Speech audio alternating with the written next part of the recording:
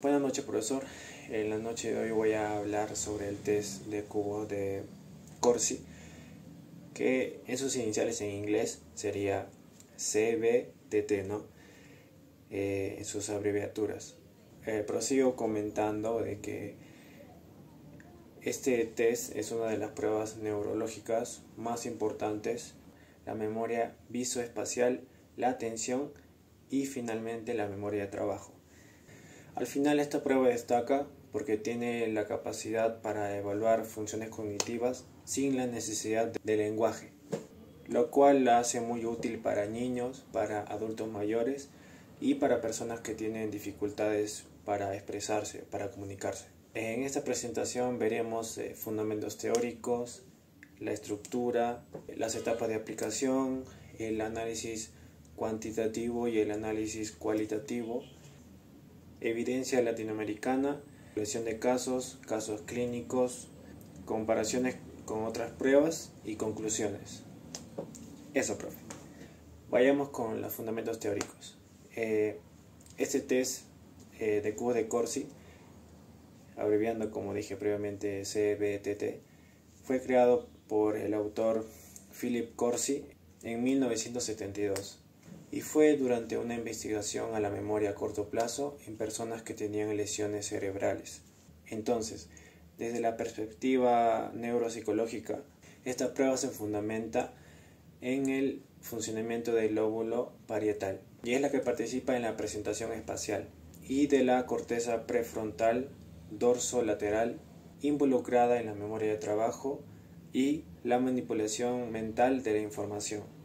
Gracias a esto, el test de cubos de Corsi es una herramienta sensible para identificar alteraciones como en las áreas parietales como frontales, convirtiéndose así en una prueba neuropsicológica clínica y experimental. Ahora vayamos con la estructura y materiales del test CBTT. El material del test sería básicamente una mesa rectangular y 9 cubos idénticos, colocados en posiciones irregulares. Esta disposición evita que en la persona aplicada no pueda memorizar la secuencia ni de manera verbal ni automática. Entonces, a raíz de ello, obliga a la persona a utilizar su sistema visoespacial. Entonces, cuando el evaluador, o en este caso yo, el evaluador toca una secuencia de cubos y el evaluado tendrá que reproducirla. Existen dos tipos de secuencias.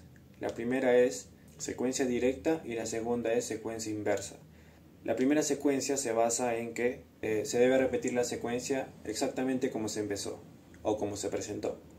Y la segunda sería repetir la misma secuencia pero al revés.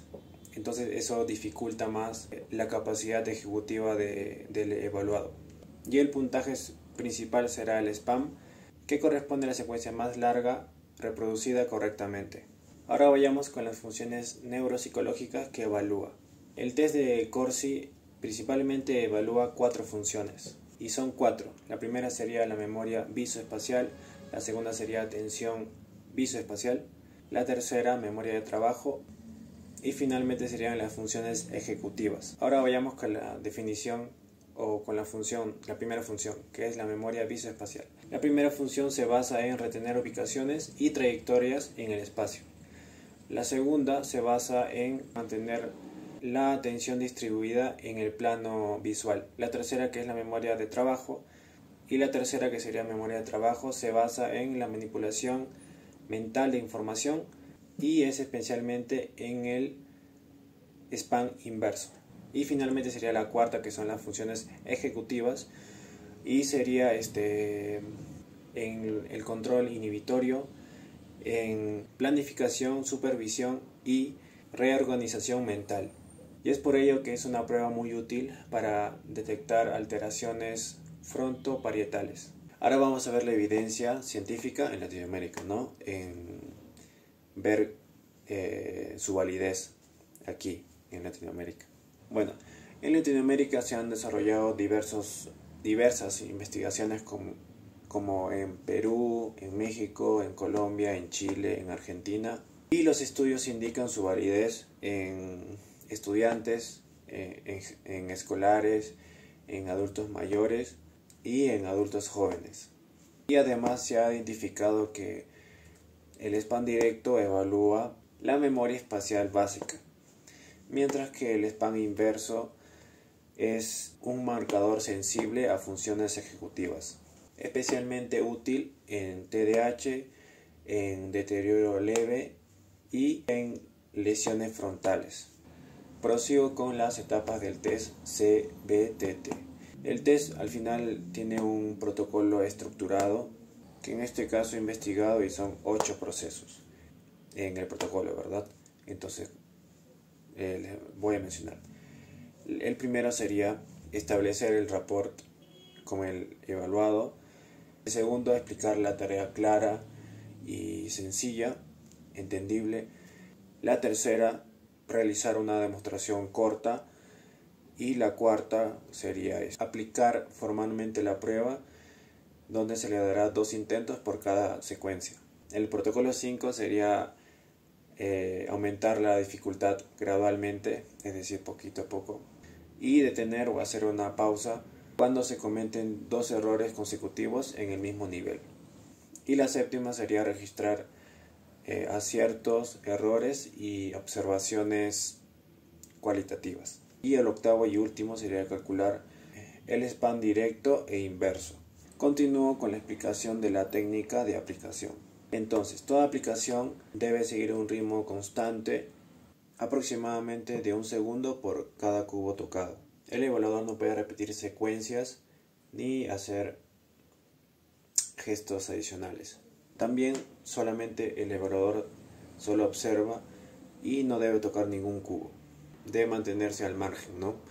Y finalmente el examinador registra cada respuesta, ya sea correcta o incorrecta, o cualquier dato relevante, ¿no? Prosigo con la simulación del test CBTT.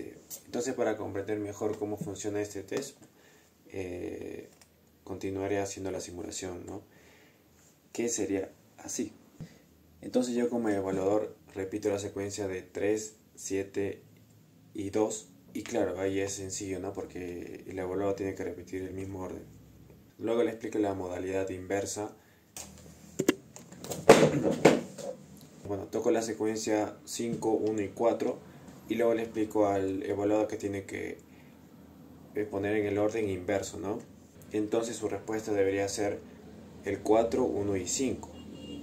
Y bueno, durante la evaluación es normal, es comprensible que haya un desorden, pues eso, ¿no? Observar la pérdida del orden, impulsividad,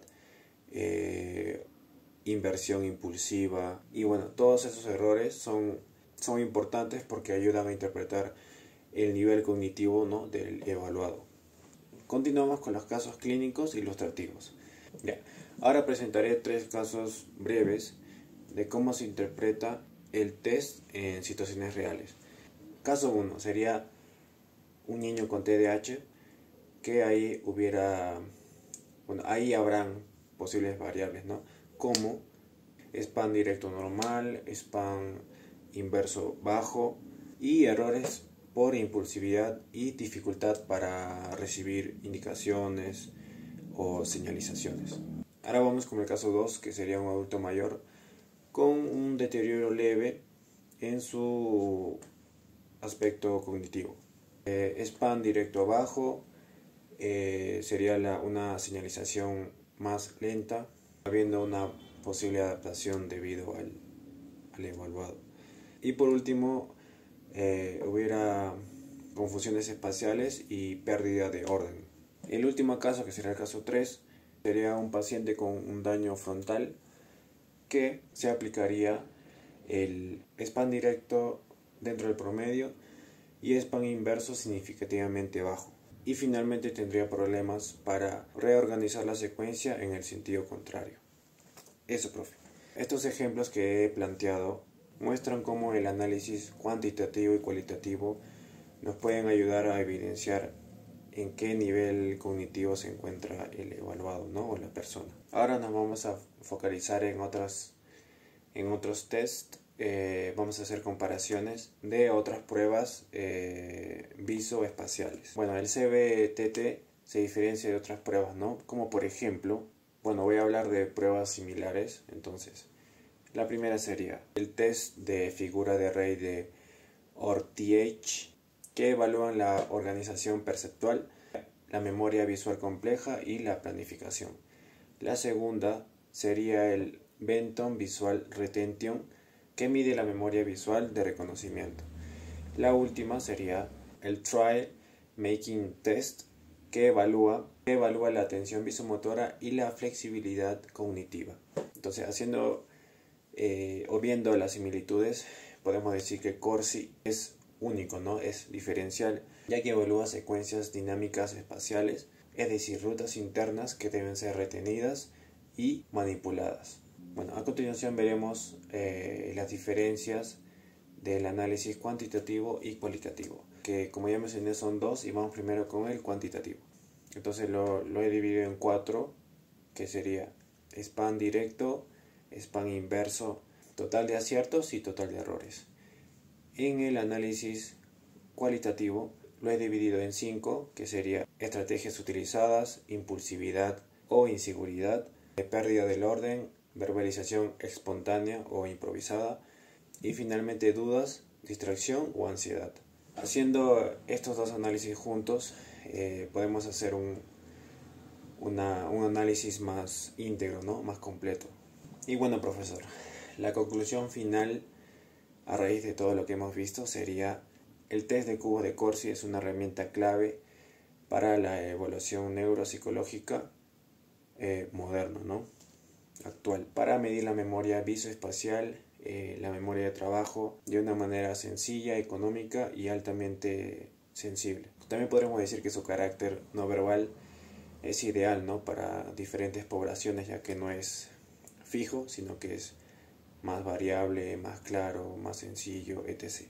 También mencionar su capacidad para diferenciar entre funciones parietales y frontales, y claro, eso lo convierte en un instrumento indispensable en los contextos o ambientes clínicos. Y finalmente, para reforzar la conclusión, podemos añadir que el análisis cuantitativo aporta datos objetivos, mientras que el análisis cualitativo permite comprender el estilo cognitivo, las estrategias y errores del evaluado. Es gracias a esto que el Corsi ofrece una visión completa del funcionamiento visoespacial, y siendo una prueba esencial tanto en las investigaciones como en las pruebas en clínicas. Bueno, profesor, eso sería todo. Muchas gracias y espero su comprensión y amabilidad, y gracias y feliz Navidad.